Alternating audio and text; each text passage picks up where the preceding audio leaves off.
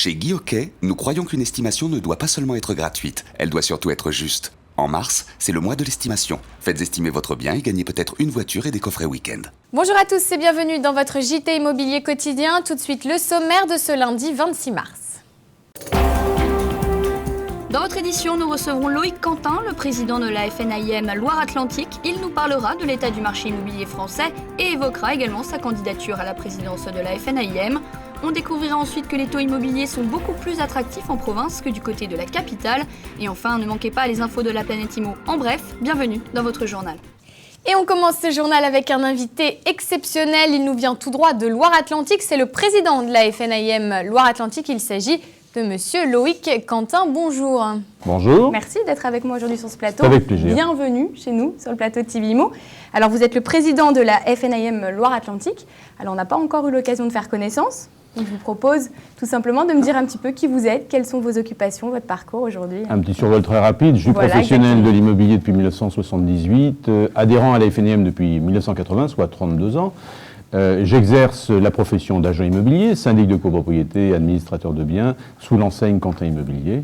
Par ailleurs, j'ai d'autres activités, puisque je suis également professeur à l'ICH depuis 1987 et chargé de cours à la faculté de droit de l'Université de Nantes en master droit des opérations immobilières. Un emploi du temps bien chargé. Donc. Bien chargé, qui m'occupe, et en plus avec une candidature à la présidence, imaginez l'emploi du temps très chargé. Et alors, fort de toute votre expérience, aujourd'hui, quelle est votre analyse un petit peu sur le marché de l'immobilier en général ? Démarrage d'une année extrêmement complexe et assez paradoxale. Il est vrai que, premier élément, la réforme de la taxation des plus-values contribue nettement, et on le voit, à assécher le marché, une offre qui est insuffisante, à alimenter le marché en transaction. De la même façon, un crédit crunch qui se profile avec une plus grande difficulté des établissements bancaires à prêter, être plus regardants sur les apports personnels, les capacités de financement des acquéreurs, et ce qui contribue bien évidemment à entraîner inéluctablement une baisse des transactions. On prévoit environ 20 à 30% de transactions en volume en moins.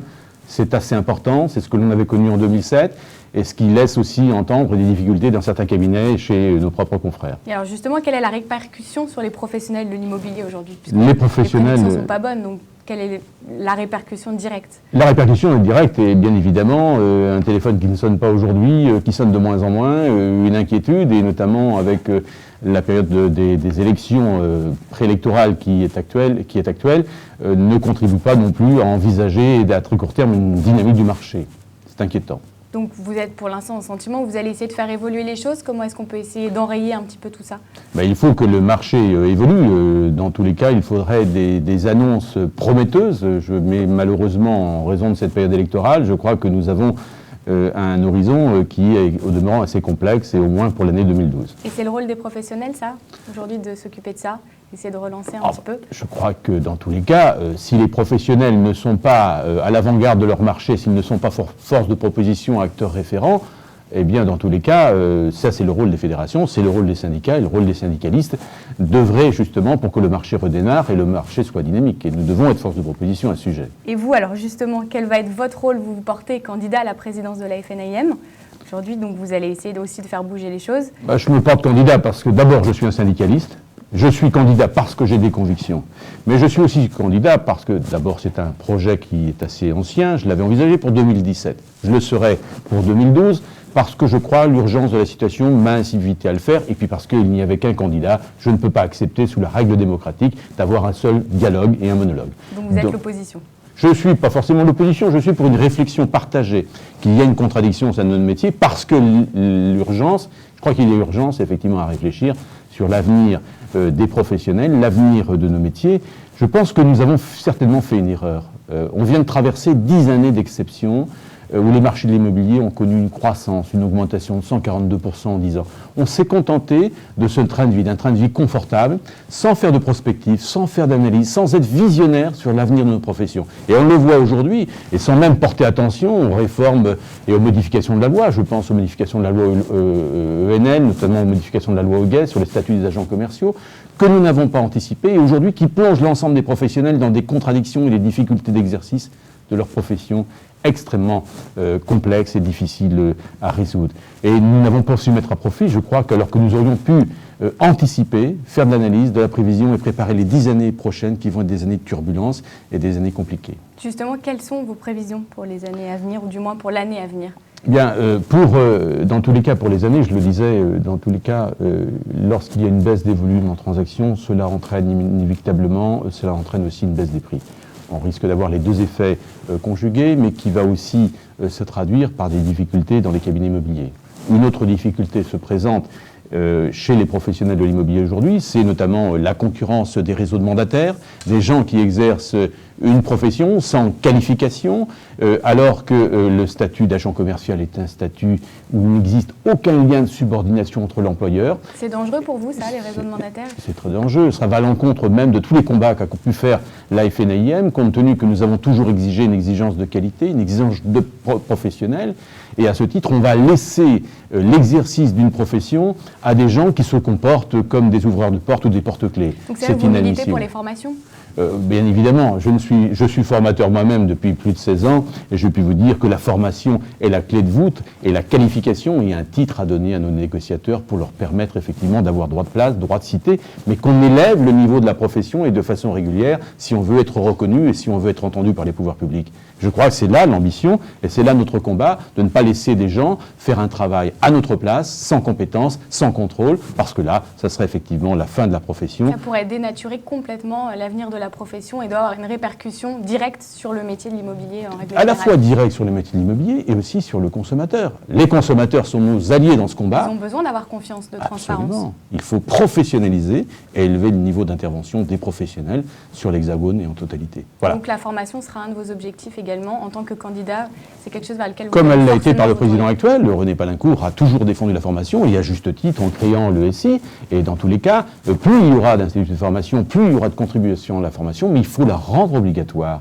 chez tous les intervenants à l'intermédiation en immobilier. Donc vous êtes sur des modèles un petit peu comme aux États-Unis où il y a un temps de formation obligatoire. Il faudrait adapter ça aussi en France de manière à être certain d'avoir une validation, quoi qu'il arrive, pour pouvoir évoluer dans le métier de l'immobilier. Bien évidemment, parce que la législation et la réglementation évoluent tellement que le consommateur a besoin de cet encadrement, mais dans toutes les disciplines, à la fois que ce soit sur l'urbanisme, sur la fiscalité, sur le droit, sur toutes les techniques de négociation qui encadrent un bien immobilier au moment de son achat ou de sa revente. Et c'est là le rôle des professionnels. Donc, finalement, c'est une garantie. C'est une garantie, et c'est une garantie, mais qui fait partie du combat qu'a toujours engagé, qu'a toujours conduit la FNAIM et qu'elle a toujours soutenu, et moi en tant que syndicaliste, que j'ai toujours appelé de mes voeux. Et vous reviendrez sur ce plateau pour nous parler un petit peu de votre programme avec plaisir. En vue de la campagne. Avec Merci plaisir. beaucoup Loïc Quentin. Et donc vous revenez très prochainement alors. Merci de m'avoir accueilli. Merci à beaucoup. Très bientôt. À très bientôt.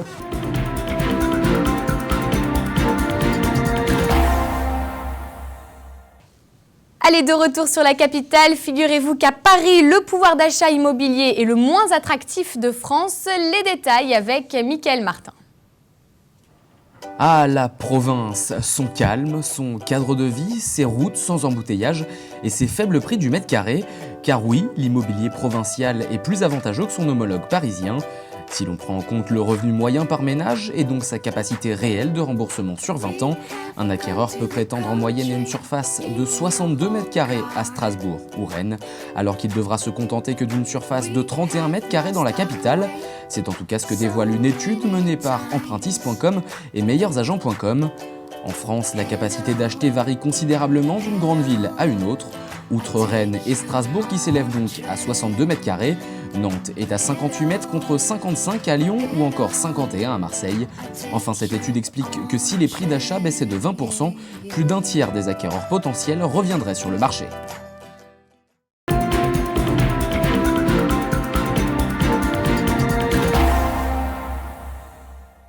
Allez, avant de se quitter, toutes les infos, tout ce qu'il faut savoir sur la planète IMO, c'est dans notre Tout en Images. C'est parti.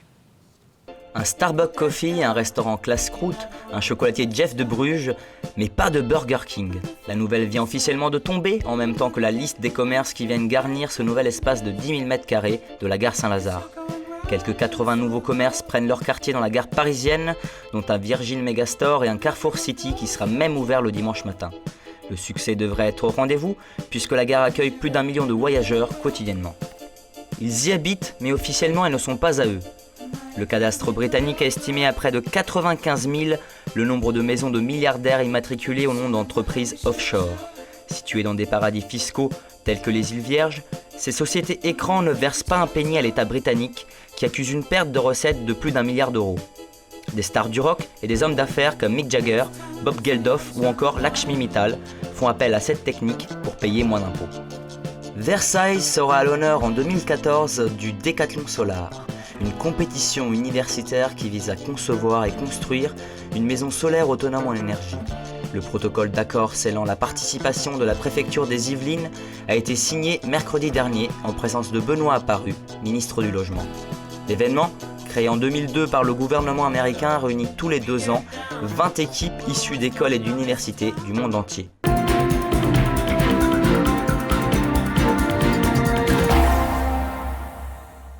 Voilà, c'est la fin de votre journal. Merci de nous avoir suivis. N'oubliez pas que sur TV Imo, en cliquant sur l'onglet Annonces, vous aurez accès à toutes les offres de vente et de location du réseau Sim Immobilier, ainsi que toutes les informations et les conseils de l'AFNAIM, les conseils juridiques de nos notaires de France.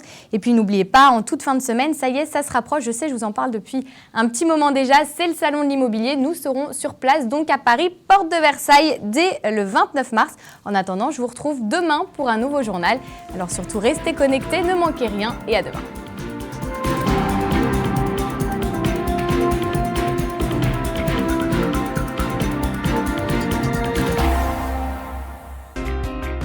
Du 29 mars au 1er avril 2012, Salon national de l'immobilier.